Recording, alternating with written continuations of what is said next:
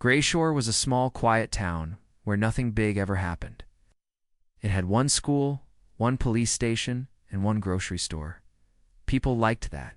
It felt safe. It felt normal. Every year on October 31st, the town came alive with pumpkins, costumes, candy, and laughter. Halloween night was always fun and harmless, but not this time. That year, something was different. It started with the sky. At exactly 6:06 p.m., the sky over Grayshore turned a deep, glowing orange. People thought it was just the sunset. The color didn't change. It stayed there, glowing like a fire that never faded. Some people noticed the clouds had stopped moving. They hung still in the sky like painted shapes. One man looked up and whispered, "That's not normal." But no one listened. Children were already running around in costumes. Adults were lighting jack-o'-lanterns and preparing snacks. At 6:20 p.m., a low humming sound started. It was soft at first, like a faraway engine. Sound came from underground. No one knew where exactly, but everyone felt it. The ground didn't shake, but the air did. Glasses rattled slightly on kitchen shelves. Dogs barked, then suddenly stopped. Cats hissed and ran to hide. People thought maybe it was just part of a Halloween event, some big speaker setup or prank. They were wrong. In the middle of town, 17-year-old Mason and his little sister Lily were walking with their friends, dressed like a zombie and a witch. They stopped when Mason's phone buzzed. He pulled it out to check a message, but the screen was black. Even though the battery was full, all their phones had stopped working. "Must be a network thing," one of the kids said. "No big deal." Then Mason looked up and froze. Something moved in the sky. Not a plane, not a bird. It's a dark shape like a shadow swimming through the clouds. It had no wings, no lights. It was silent. But it was there, massive and smooth, like a whale made of metal. He quickly raised his phone to record. Nothing. The camera didn't work, but the shape was still moving. "Did you see that?" He whispered. Only Lily nodded. The rest were laughing, shouting, and throwing candy at each other. Mason tried to follow the dark shape with his eyes, but it faded into the clouds again. The sky glowed a little brighter for a second, then went dim again. The hum from the ground grew louder, miles away in the Grayshore Control Center. An old man named Dr. Collins sat alone in a dark room filled with strange machines. He'd been watching that sky for 30 years. He was once part of a secret government project. Tonight, he saw something he hoped he'd never see. A red light blinked on his monitor, then another, and all of them. He leaned forward and whispered to himself, "It's awake." He tried to send a message. His hands moved fast across the controls. But the entire system powered down. No electricity, no signal, no backup. Only silence. Back in town, something strange was happening. At 7:15 p.m., all the jack-o'-lanterns blew out at once. Not just one street. Every single pumpkin in the entire town lost its flame in the same moment. People clapped, thinking it was part of a cool Halloween trick. But then the lights in the houses began to flicker. TVs turned off. Microwaves beeped. Streetlights dimmed until they all went black. Now, the town was in full darkness, only the orange sky above glowing silently. Parents started calling their kids home, but most phones still didn't work. In a small alley behind an old bookstore, a girl screamed. Mason heard it. He turned around fast, his eyes wide. That wasn't a joke scream. He ran toward the sound with Lily chasing him. They found a girl, maybe 12 years old, dressed as a vampire. She was shaking. "What happened?" Mason asked. She didn't speak. She just pointed. Behind the dumpster was a shape. It looked like a man butt. It wasn't. Its body was too long. Its eyes glowed white. Its skin looked like smooth glass. And it didn't move like a human. It twitched like a glitch in a video. Mason pulled Lily back slowly. Then the thing snapped its head toward them. Not turned, snapped. Like a machine. The girl screamed again. The creature tilted its head. Then it opened its mouth, but no sound came out. Instead, the humming from the ground grew louder, so loud that it shook Mason's teeth. They ran. That night, Grayshore changed forever. People still said it was just Halloween fun, prank, a trick. But Mason knew better. Dr. Collins knew better. And whatever that creature was behind the bookstore, it wasn't from Earth. The town thought it was a celebration, but the horror was only beginning. And it was very, very real.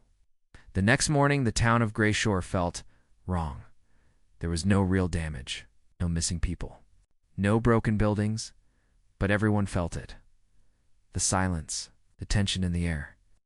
Like the town itself was holding its breath. Some said it was just the power outage. Others said it was a Halloween prank gone too far. But the children didn't laugh. And the dogs refused to go outside. Even the birds had vanished. Mason didn't sleep that night. He sat by the window with a baseball bat in his hands. His little sister Lily had cried herself to sleep. She kept asking about the glowing-eyed creature behind the bookstore. "It's okay," he told her. "It was probably just a costume." But he didn't believe it, because after they ran, Mason had turned around for one last look, and the creature had vanished, leaving behind a strange black slime on the ground, like thick oil that hissed in the moonlight. That wasn't fake. That wasn't human. At exactly 7 a.m., Mason received a text from someone he hadn't spoken to in 2 years. "Dr. Collins, come to 301 Ash Hollow Road. Now, bring no one. Say nothing." Mason's hands trembled. He knew that name. Dr. Collins was the old scientist who lived in town but was rarely seen. People said he used to work for the government. People also said he was crazy. But after what Mason had seen last night, crazy didn't sound so crazy anymore. Ash Hollow Road was a dead-end street deep in the woods, half a mile from town. There were no houses there. Mason was sure of it. It was just empty forest, filled with trees and fog. But when he arrived, something was there. A house. A massive, dark gray building with no windows, no address, no mailbox. It looked like it had been there for 100 years, but Mason knew it wasn't there. Yesterday, his legs felt heavy as he stepped closer. The door opened before he knocked. Dr. Collins stood there, dressed in a long black coat. His face was pale. His hands were shaking, even though he tried to hide it. "You saw it, didn't you?" the old man asked. Mason nodded slowly. "It's the thing in the alley." Dr. Collins didn't blink. "That wasn't the first, and it won't be the last." Inside the house, there were no lights, but strange glowing panels on the walls. Machines buzzed softly. The floor vibrated under Mason's feet, like the house itself was alive. "This place?" Mason whispered, looking around. "It wasn't here yesterday." Dr. Collins gave a weak smile. "That's because it wasn't meant to be seen." Now he handed Mason a photo. It was black and white, faded. It showed a group of men standing in front of a strange object like a twisted metal gate with lights on its edges. At the center was a round symbol. Mason froze. He had seen that symbol last night on the chest of the creature. "What is this?" Mason asked. Dr. Collins took a deep breath. "It's called the threshold, and something came through it last night. Something we sealed away decades ago. Back in town, strange things were happening again. At 8:32 a.m., every radio in Grayshore turned on by itself. All stations played the same sound, static mixed with faint whispers. No one could understand the words. But everyone felt cold while listening. Some people fainted. Others threw up. A few screamed and smashed their radios. One old man said, "The voices said it's coming. They said we opened the gate. At the school, kids refused to enter." One boy pointed to the hallway and said, "There's someone in the walls." Teachers didn't believe him until they heard scratching sounds during math class. The janitor checked the walls. He didn't come back. In Dr. Collins's hidden house, Mason followed the old man down into the basement. There was a giant map of the town on the wall, with red lights blinking across it. "The creatures are drawn to fear," Dr. Collins said. Halloween was the perfect time. People already expect screams, costumes, strange things. So when they arrived, no one noticed, but the gate is open now. Mason stared at the blinking lights. One was directly over his house. My sister, he whispered. Dr. Collins grabbed his shoulder. Listen to me. If she's near one of them, you must stay calm. Do not run. Do not scream. And whatever you do, don't let it touch you. Mason's heart pounded. Why? The old man looked into his eyes. Because if it does, you're no longer human. Back at Mason's house, Lily was coloring in her notebook. She felt something behind her. She turned slowly. The lights flickered. Then a figure stood in the hallway. It was tall, with long arms and white eyes. No face. No mouth.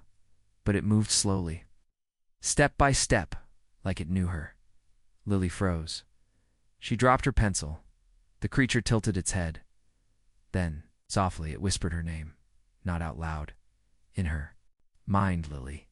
Mason burst into the house minutes later. Lily, no answer. He ran to the living room. Empty. Then he heard a sound. Coming from the kitchen, like wet feet dragging on the floor, he turned the corner. Fast and saw it. The creature, standing still, with Lily just a few feet away. Mason held his breath. Lily, don't move. But Lily was crying. She reached out to him. It wants me to follow it. Mason stepped forward. The creature hissed. Its mouth opened wide, too wide. Inside wasn't a throat. It was a void. It's like a hole into another world. Mason grabbed Lily's hand and ran. The creature let out a shriek that shook the windows, but it didn't follow. They didn't stop running until they were back at Ash H. By the time the town's sun faded behind the trees, Grayshore felt like it had fallen under a spell. The streets were quiet again, but not peaceful. People locked their doors early. Phones stopped working. The internet was down. Oh, and worst of all, every TV turned itself on at exactly 7:01 p.m. Each screen showed only one thing. A tunnel, dark, endless, silent. Then came the sound, soft, static.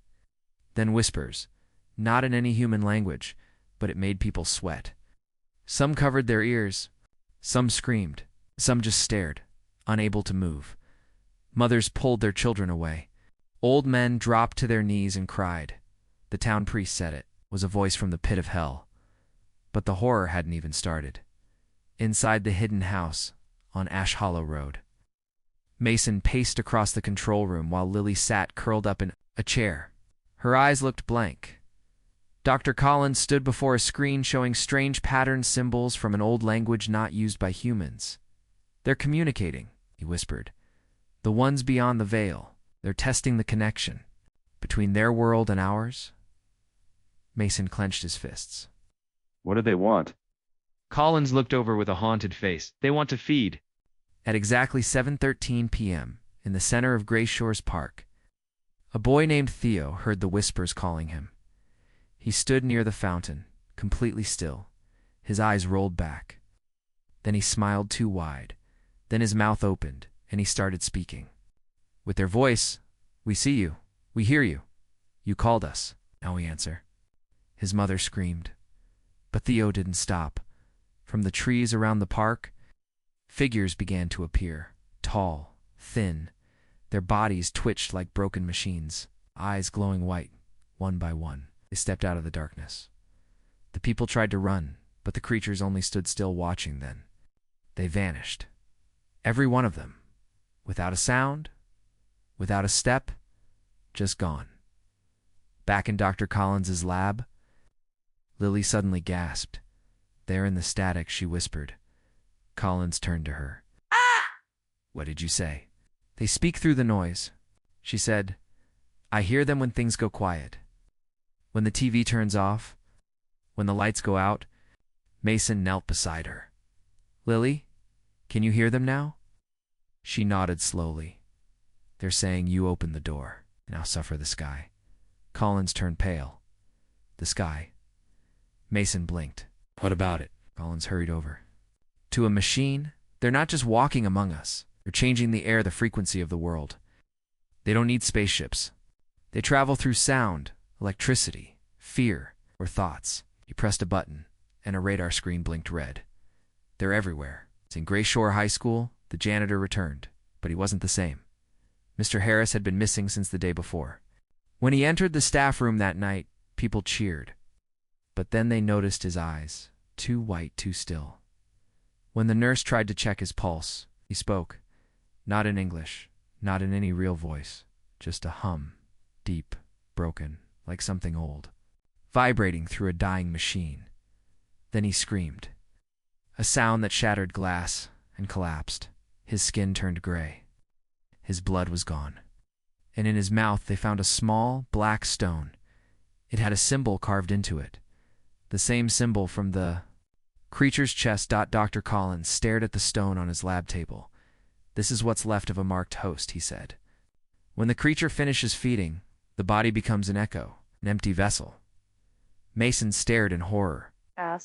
Is this what's going to happen to Lily? Lily looked at her brother. I don't feel like me anymore, she whispered. At 9:41, P.M. Thunder cracked the sky, but there were no clouds, no storm, only deep red glow spreading across the stars. People came outside. Looking up, some fell to their knees. Others started praying. Then a symbol appeared and the sky burned into the atmosphere. The gate. The same shape. The same circle. The same glowing lines. Mason, watching from Ash Hollow, felt the ground vibrate. There. Not waiting anymore, Collins whispered. They're coming through now. Inside the lab, lights flickered. Machines screamed. A large screen turned on by itself. And a video began to play. It was old.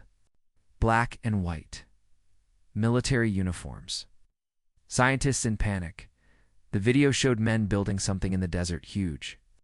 Circular machines powered by strange energy. One of the scientists looked into the camera. If you find this, he said, no. This was our fault. We thought we could use it, control it. But it used us. The threshold must stay closed. The screen went black. Then the sound turned. Whispers, laughter, screaming. Then a message appeared in red letters. The signal has been sent. Mason turned to Collins. What signal? The old man's hand shook. Long ago, the government built a beacon. They thought they were speaking to new worlds, new life. But it wasn't another planet that answered. It was something else. Something already here. Buried. Waiting, Mason shouted. Then turn it off. Collins shook his head. We can't. The signal is no longer just a sound. It's in the air, the machines, the people. Every scream, every fear. It spreads. Them. Lily looked at them both. I saw the signal in my dreams, she said softly. It's a door made of sound. It's almost open. Suddenly the walls around them cracked.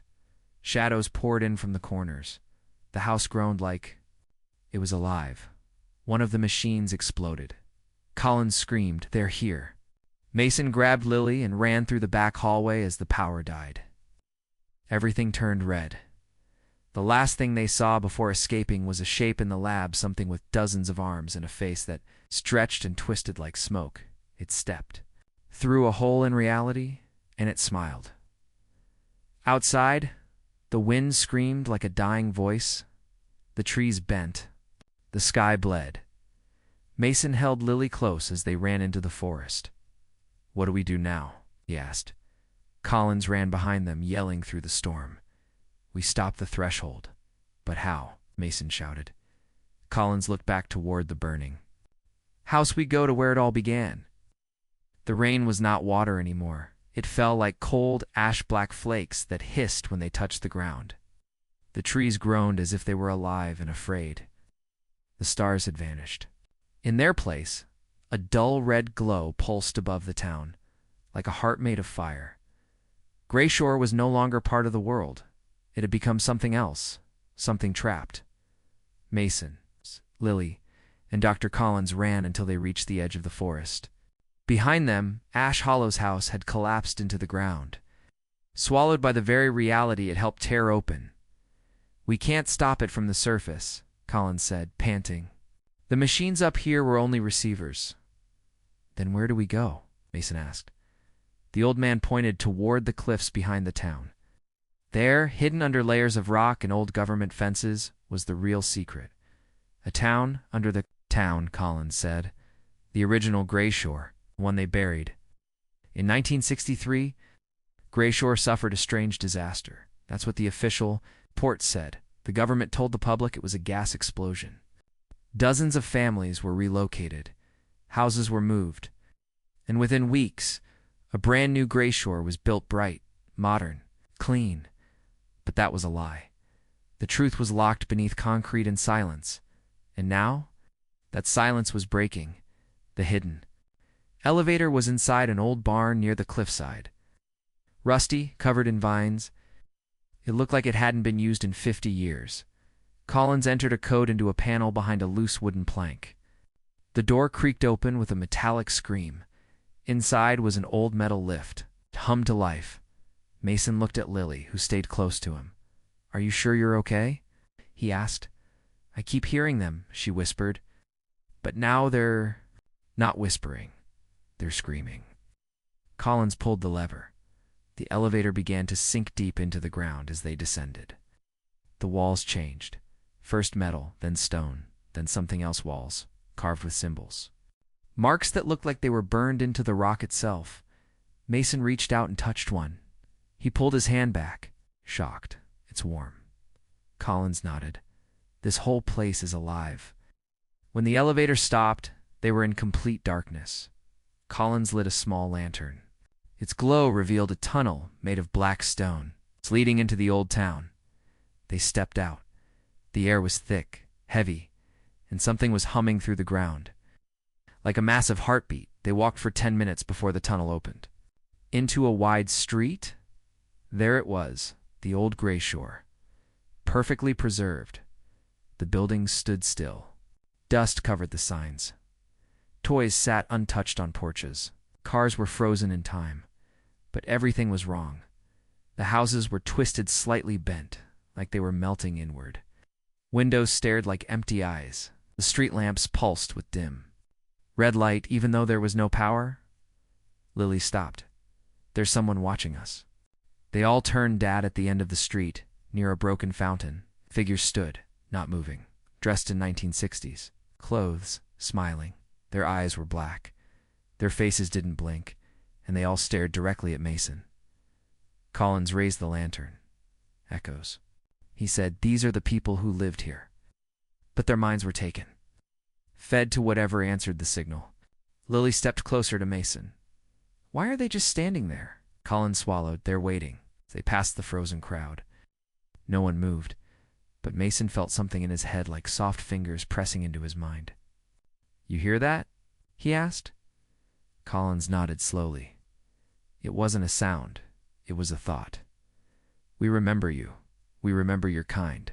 You are the door. You are the feast." Mason gritted his teeth. "They're inside our heads. We need to move fast," Collins said. "The control room is beneath the chapel." They turned down a side street. Every building leaned inward like they were watching. One store had a sign that read Grayshore. Radios. Inside, old TVs flickered on by themselves. Each one showed Mason's face. And in the background, shadows moved closer and closer. Finally, something was still alive beneath Grayshore. Mason felt it before he saw anything. The air turned thick again.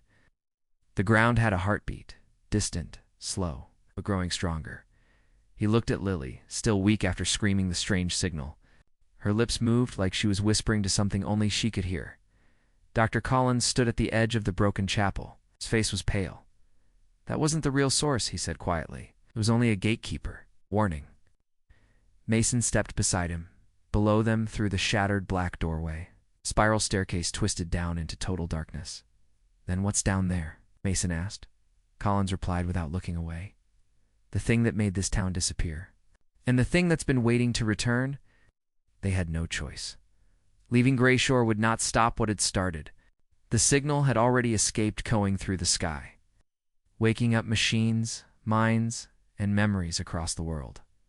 If they didn't finish this, Earth would be next. The stairs went deep, much deeper than they should have. The air got colder.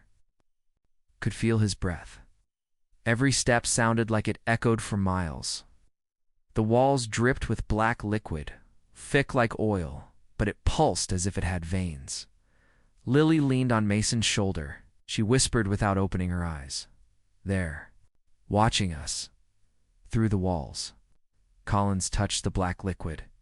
This isn't oil, he muttered. It's blood. Mason blinked. Blood.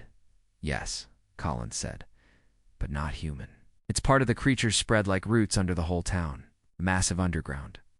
Chamber opened before them. It was like standing inside the body of something ancient. The walls were covered in flesh-like material. Giant veins pulsed slowly. Strange lights moved under the skin, like glowing bugs swimming in red fog. In the center of the chamber, a massive heart floated in the air suspended by black tendrils. It beat slowly. Thump, thump, thump. S. Every beat made the ground shake. Alive, Mason whispered. Collins nodded, and it's waking up. Suddenly voices filled the air. Not spoken, not heard, but inside their heads. You came too close. You broke the seal. You fed us. The walls rippled. Mason stepped back. It's talking to us? No, Lily whispered. It's talking through us. Her eyes turned completely black for a second. Then she screamed and dropped to the ground. A massive tendril shot from the heart. It slammed into the wall beside, Mason missing him by inches. Another crashed into the floor, sending Collins flying backward. Mason grabbed Lily and pulled her behind a broken console. The machines down here were ancient, half-organic, half-metal. Lights blinked weakly. Symbols moved across the screens in patterns Mason couldn't understand. Then the tendrils paused. A shape began forming from the center of the heart. A creature, taller than any human, made of bones, shadow, and fire. Its face had no eyes. Just a mouth that stretched open wider than its skull. It stepped forward and pointed at Mason. You open the blood path. You are the final key. Mason's hands trembled. He didn't understand. What do you mean? He yelled. The creature's voice echoed from every wall. You carry it in your blood. A spark from those who sealed us before. Collins crawled to the console. I know this place, he shouted. This was where they first made contact with something from outside space. He pulled a lever. A screen came alive, showing ancient recordings, men in suits, machines humming, symbols flashing, and finally, an explosion of light. Something entered our world, something that couldn't be undone. Mason turned to Collins. Can we kill it? Collins shook his head. No, but we can trap it again, just like before. He pointed to a machine across the chamber. That's the blood cage. It needs a human to activate the lock. Lily sat up, her voice shaking. It needs Mason. The creature screamed again, this time in rage. Tendrils flew across the chamber. One grabbed Collins, threw him against the wall. Blood sprayed. Mason ran to the cage. The controls pulsed with light symbols shifting. The voice inside his head grew louder.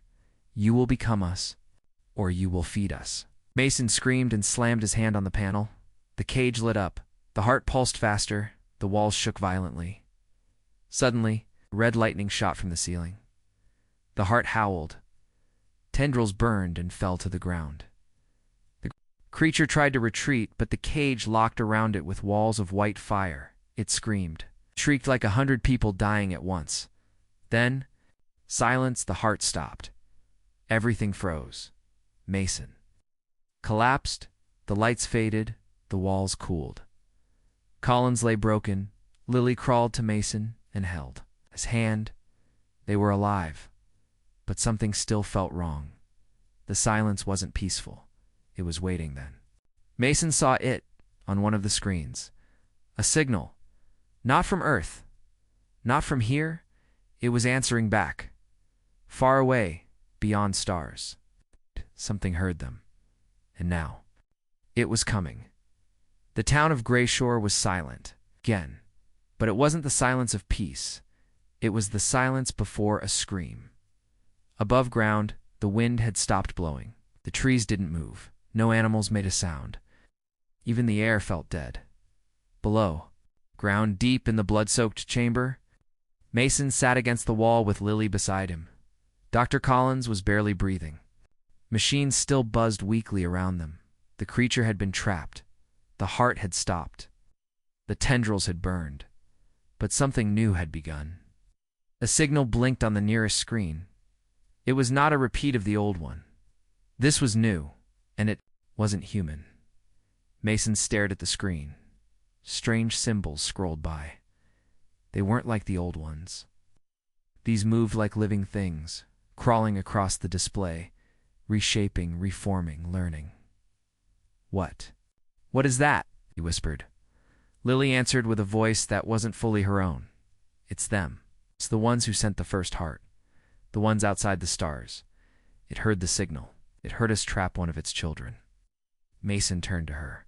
Slowly, you mean? That thing wasn't the end? Lily's eyes were wide with terror. No, that was just the first piece. Far away in the night sky, the stars shifted. One vanished, then another. One by one. They were blinking out as if something massive was moving between Earth and the stars. It's blocking the light. Something huge was coming. Above the surface, people started to feel it. Cell phones, clit-tea, tarned to static. Dogs barked at the sky. Then a bright red line peered across the clouds straight as a sword, cutting the sky in half. Planes dropped out of the sky without warning. Satellites went silent. Every radio on Earth whispered the same thing, in every language at once. We are here. Mason and Lily dragged Collins up the stairs, back to the chapel above ground. Every step felt heavier. Like gravity itself was changing. They pushed open the old wooden door. And the world had changed. The clouds above. Grayshore were no longer gray. They were pulsing red and black like veins in the distance. Over the hills, a shape rose from the trees. Something gigantic. Something not of this earth.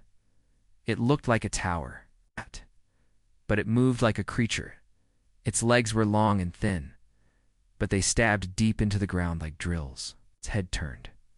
Slowly, covered in glowing red circles that blinked like eyes, it let out a low, vibrating sound, like a mountain groaning. Lily collapsed to her knees. They've arrived. Mason stared in horror. They sent a scout. No, Lily said. They sent a judge. The creature began moving toward the town. Each step cracked the earth. Roads split open. Cars flew into the air. Buildings shattered like paper. It wasn't just walking. It was searching. It had come to find what had dared trap one of its own. It had come for revenge. Back inside the chapel, Collins coughed up blood but grabbed Mason's arm. There's another system, he said, barely able to speak. Deeper? Then we went. It was a failsafe. What kind of failsafe? Mason asked. Collins looked him in the eyes. A weapon, human-made, but too dangerous to ever use. Mason didn't blink. Where is it? Collins pointed to a rusted metal panel near the altar. It's below the altar, hidden behind ancient controls. It was built during the last war. The real one. The one nobody remembers. Mason ran too. The panel, he ripped it open. Inside was a staircase even darker than the one before, made of black metal. It hummed with old energy. He turned to Lily. Stay here. If this thing doesn't stop, run. Tell the world what we saw. But Lily shook her head. I'm coming with you. Together, they descended. The lower chamber was freezing cold. It was all metal, no flesh here. No tendrils. Just steel and machines. Rows of glass tubes lined the walls, each one filled with dark liquid and strange shapes inside. Some were human, some were. Not in the center was a single red button, surrounded by ancient screens. Mason stepped forward. The screens came to life. Message appeared. Warning, final protocol will engage interstellar purge sequence. Lily gasped. It's a doomsday weapon. Mason swallowed hard. But will it kill that thing? Another message appeared on the screen. Not enough, but it will slow them. By time, warn the rest. Mason turned to Lily. We can't stop it, but maybe we can delay it. Lily nodded slowly, then press it. Mason placed his hand on the red button. A soft click echoed through the chamber far above them. The sky exploded in light. Satellites reactivated. A giant beam of energy shot from the Earth's crust, straight into the sky, hitting the towering creature in the chest. The monster screamed. Its scream shook the world. It turned and tried to retreat, but the beam followed it. Burning through its skin, melting its bones, it stumbled, fell crashed into the forest dead, but in space. Something opened. A tear. A portal. And thousands of eyes looked through. They had seen Earth's weapon. They had seen their scout fall, and they were not afraid. They were angry. Back on Earth. Mason and Lily emerged from the underground. The town was still. The sky was burning red. The street. Mason had seen war before. He had been a soldier. Seen blood, death, terror. But nothing could prepare him for this, because what now filled the skies over Earth was not an army. It was something worse. It was a judgment. The first tear in the sky didn't look like much, just a long, dark crack that stretched from one horizon to the other, as if someone had taken a knife and cut the night wide open. But from that wound, things poured through. Not ships. Not bombs things. Shapes that didn't fly with wings, but drifted. Like ink in water, they were silent, massive, and hungry. Some were as large as cities. Others moved like snakes, winding between clouds, touching the ground with tendrils of red. Light that made the earth rot wherever they passed. The world had fought, many enemies. But this was not a fight. This was a warning. This was a punishment in Greyshore. Mason, Lily, and Dr. Collins stood at the edge of the chapel ruins, staring at the bleeding sky. The monster from before the tower creature lay dead in the forest behind them, its body smoking, bones still glowing from the beam that had melted. But now, the real attack had begun, and Earth had no more weapons left. No more time. What do we do? Lily whispered, clutching Mason's arm. Mason didn't speak. There were no answers in his mind. Only fear. Only questions. But Collins's voice cracked. A clear answered for him. We go back deeper. To the final vault. The place where they locked away what should never be used. Mason turned. There's more. Collins nodded, eyes empty. Yes.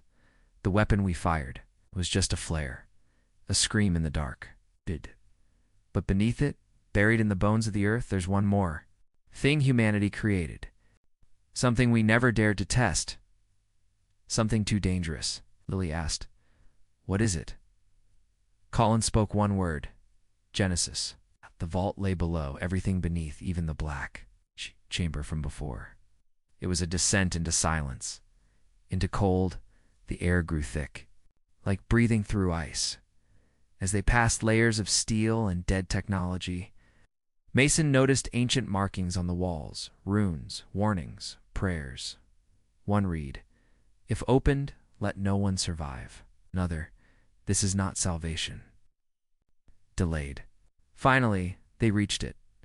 A circular metal door with 6 locks. Collins inserted an old keycard, then used his blood for the rest. It opened with a hiss, and inside was nothing. Just a single chair and a human body inside it. Lily froze. Who is that? The body didn't move. It looked human, but only just. Its eyes were silver. Its skin pale. Its chest had a glowing mark like a burning star. Collins answered, almost in tears. It's not a person. Not anymore. It's a vessel. A weapon built using the DNA of Earth's deadliest soldiers. Something else we found in the black. Corners of the universe? Mason whispered. You created a living god? Collins nodded, but it cost everything. Sanity, morality, souls. So we locked it away, swore never to use it. Until now. Above them, the sky screamed. The creatures were no longer watching. They were descending. Entire cities vanished in minutes. Mountains cracked. Apart, one of the sky creatures landed near New York, and in its shadow all electricity failed. civilization.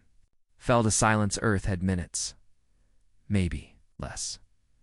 Mason looked at the being in the chair. He didn't know if it was dead or sleeping, but he did know this. If they did nothing, everyone would die. So he stepped forward, placed his hand on the glowing star on its chest, and whispered, "We need you." The being opened its eyes, and the world shook. Outside, the bleeding sky froze.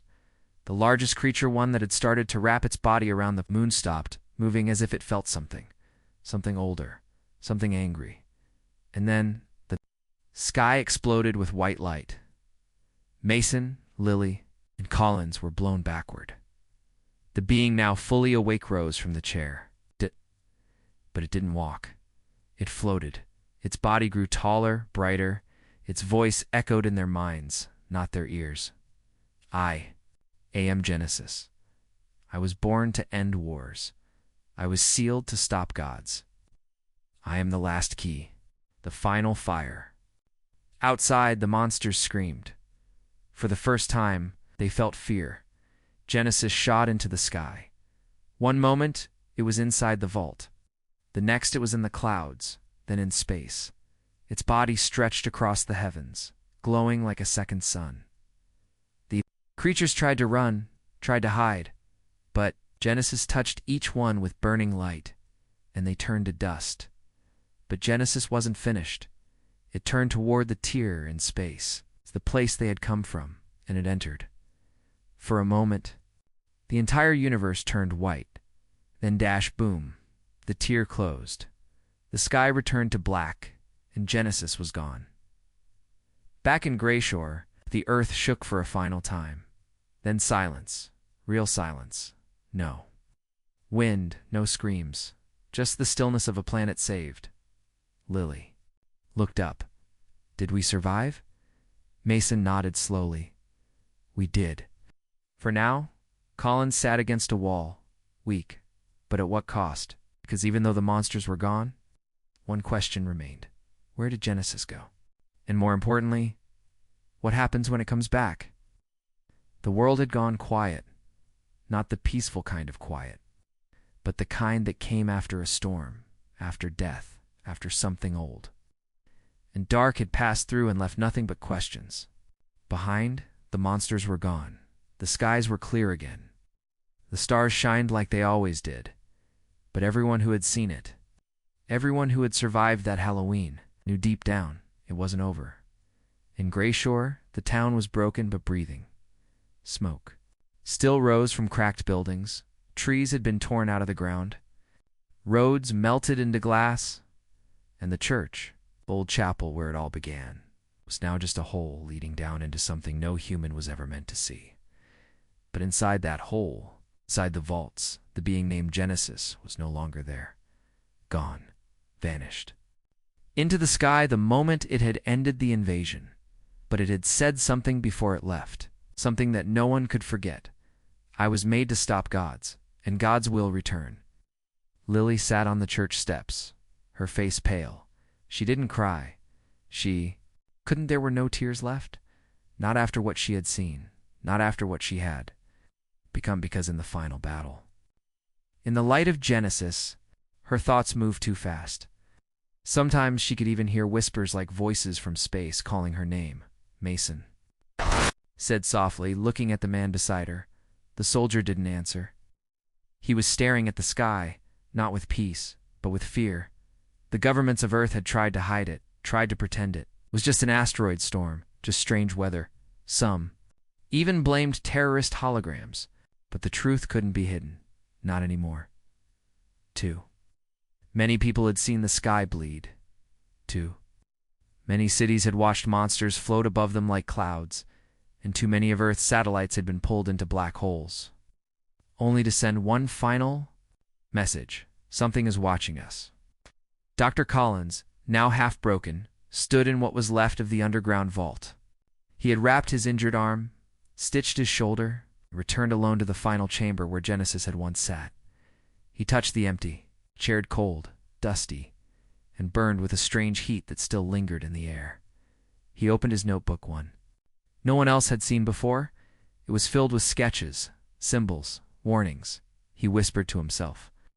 Project Genesis was never the end. It was just a door, a key to something else, something far worse. And at the very back of the notebook, one phrase was written in thick black ink. Halloween was the trigger. Around the world, strange things began to happen, little at first, barely noticeable. In a village in Japan, a child was born with glowing eyes.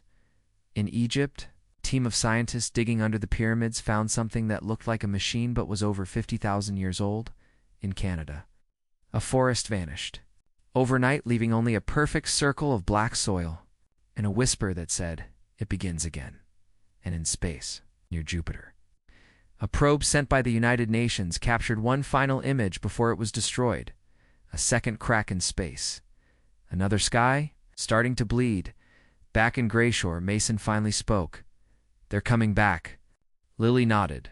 "Yes, but not just the ones we saw." He turned to her. "What do you mean?" She looked at him. Her eyes shimmered. "Not fully human anymore. Something more. Something connected. I hear them, Mason. I feel them. The ones we saw were just scouts. Pieces. Reflections." She paused. "Now the real ones are waking up. They're angry." Collins appeared from behind the rubble, his notebook in hand. "We have 10 days. Mason frowned. "Until what?" Collins opened the book, showing a page covered in equations, symbols, a map of the stars. The signal Genesis used reached further than we thought. It didn't just stop the invasion. It lit a beacon, a flare, a challenge. He looked up. 10 days from now, the real gods will arrive. Not monsters, not creatures, but entities. He pointed at the sky, things that live inside stars, that drink black holes, that bend time. Lily whispered, "They're coming for Earth." Suddenly the ground shook, not like an earthquake, but like a heartbeat, from below, from beneath the earth. And then the ground behind the chapel cracked open. A giant metal structure rose. It wasn't a ship. It wasn't a weapon. It was a door, with writing carved in glowing red across the front. Mason read it slowly. "To wake Genesis again, a human must die." Silence then. Wind, cold, sharp, heavy. Lily backed away.